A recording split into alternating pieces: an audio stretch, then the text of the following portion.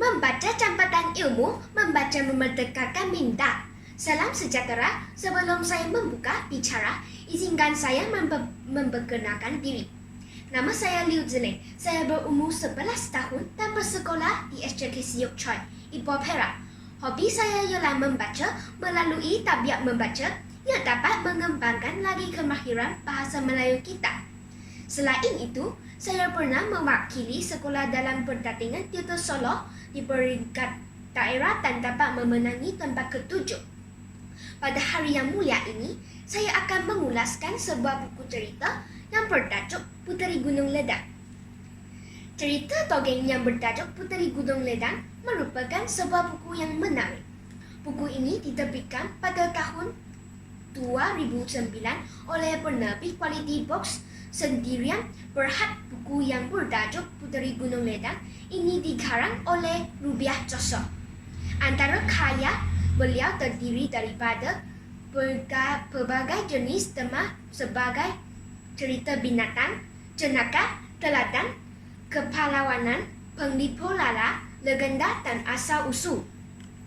Pada pendapat saya, cerita atau cerita dongeng boleh dianggap sebagai wadah yang membantu ke arah mendidik, membimbing serta melatih kanak-kanak bermula sejak kecil lagi.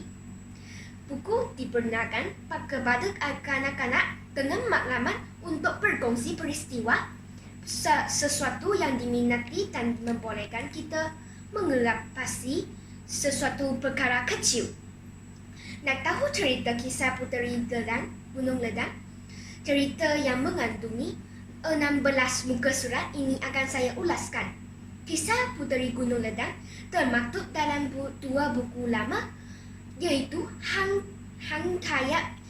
Tua dan Sejarah Melayu. Buku ini menceritakan tentang pemerintah Melaka, iaitu Sultan Mahmud dengan seorang puteri yang dikenali sebagai Puteri Gunung Ledang yang terkenal dengan kebijaksanaan dan kecantikannya.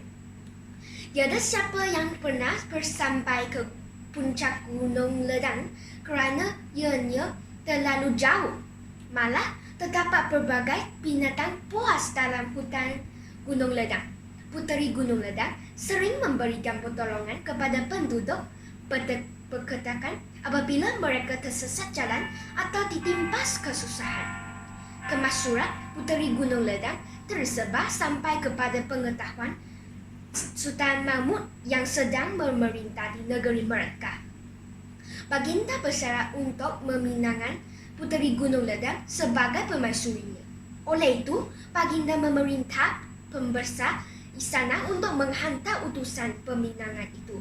Rombongan peminangan diketuai oleh Tun Mamat berangkat dengan membawa banyak hadiah kepada Puteri Gunung Ledang. Mereka melalui berbagai rintangan untuk sampai ke puncak gunung, seperti terpaksa mengharungi angin yang kencang dan jalan yang sukar. Di tengah jalan, mereka bertemu dengan nenek kebayan lalu bertanyakan arah istana Puteri Gunung Ledang. Perjalanan diterusnya tanpa pengetahuan mereka bahawa Puteri Gunung Ledang yang menyamar menjadi nenek kebayan itu.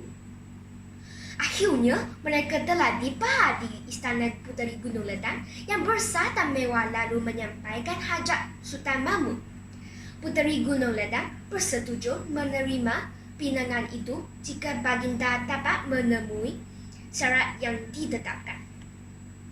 Antaranya, Puteri Gunung Ledang hentak sebuah jambatan emas dan sebuah jambatan perak dari Melaka ke Gunung Ledang. 7 tulang hati nyamuk, 7 tulang hati kuman, 7 tempayan air mata anak darah, 7 tempayan air pinang muda serta semangkuk darah Sultan Ahmad, iaitu anak sumak Sultan Mahmud Shah yang masih kanak-kanak lagi. Setibanya rombongan itu pulang ke Melaka, Tun Mamat segera memberitahu Sultan Mahmud segala syarat untuk memperisterikan Puteri Gunung Ledang. Semua syarat itu sanggup ditunaikan oleh Sultan Mahmud Shah kecuali darah puteranya. Akhirnya, Sultan Mahmud membatalkan niatnya kerana tidak sanggup untuk membunuh anaknya. Kisah Sultan Mahmud yang mementingkan diri dapat memberi pengajaran dalam kehidupan.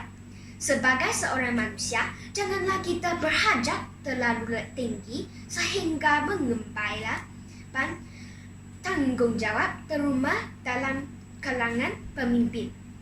Kita juga haruslah menjalankan amanah dan tanggungjawab yang dipikul dengan sebaiknya serta tidak mengambil kesempatan dalam memerintah sesebuah kawasan.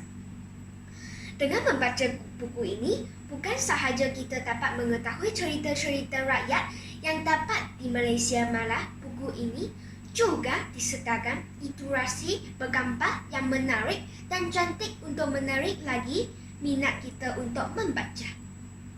Sekian, terima kasih.